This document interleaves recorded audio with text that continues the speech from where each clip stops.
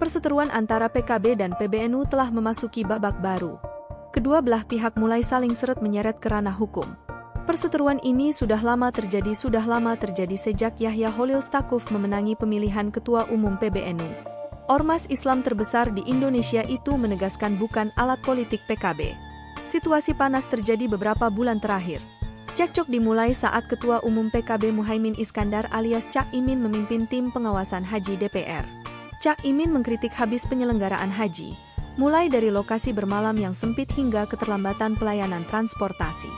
Dia membentuk panitia khusus haji di DPR untuk memeriksa pekerjaan Kementerian Agama.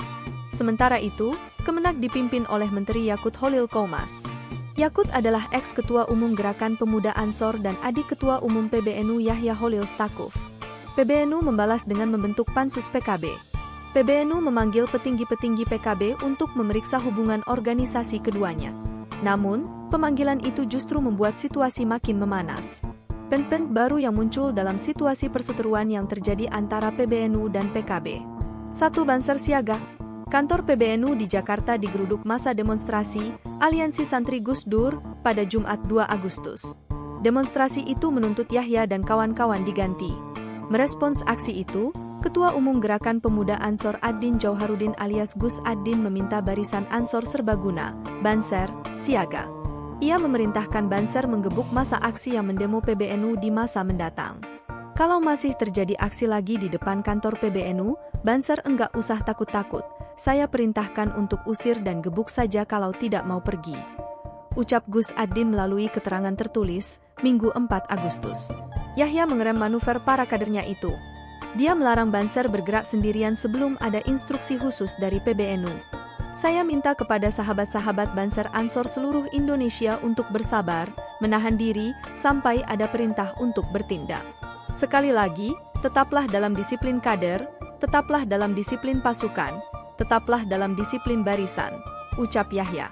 2. PKB lapor polisi. PKB melaporkan mantan sekretaris jenderalnya, Lukman Edy.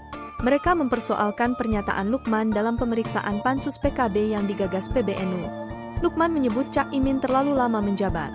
Dia juga menyebut Cak Imin mengurangi peran ulama di PKB dengan menghapus Dewan Syuro dari pengambilan keputusan PKB. Ketua DPP, PKB Kukanamad, Siam Surjo Menala Lukman, Mensmarkan Nama Baik. Lukman disebut membuat pernyataan yang menimbulkan spekulasi publik. Kami DPP PKB bersama tim kuasa hukum, melaporkan Lukman Edy yang menyebarkan berita yang dikonsumsi oleh publik, yang itu membahayakan sebagai ujaran kebencian atau pencemaran nama baik, ujarnya. Laporan itu telah diterima Bareskrim Polri dengan nomor LPB 2628/2024 Bareskrim Polri pada Senin 5 Agustus 2024. San CAK Iman Dizrit KMKD. PKB juga diseret ke jalur hukum. Padepokan Hukum Indonesia melaporkan, Wakil Ketua DPR, Muhaimin Iskandar, alias CAK, Iman K. Malma Kehormatan Dewan, MKD. Mereka mempersoalkan keikutsertaan istri Cak Imin dalam rombongan tim pengawas haji. Organisasi itu menilai hal itu bertentangan dengan peraturan DPR nomor 1 tahun 2015 tentang kode etik. Ada indikasi penyalahgunaan itu tadi, mengikutsertakan istrinya dalam rombongan haji. Tutur Ketua V. Musyanto di kantor MKD, Kompleks Parlemen, Jakarta. MKD telah menerima laporan tersebut. Mereka akan mengecek laporan itu sebelum ditindaklanjuti usai masa reses. Bagaimana menurut kalian? Jangan lupa komen di bawah. See you in the next case.